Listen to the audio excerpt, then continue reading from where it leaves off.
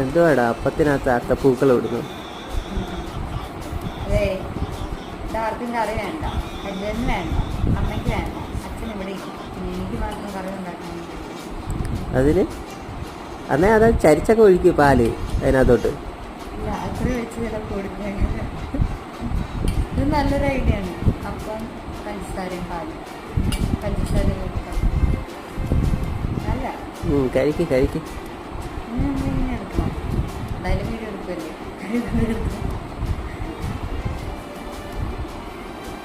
പിന്നെ കുഴക്കണം.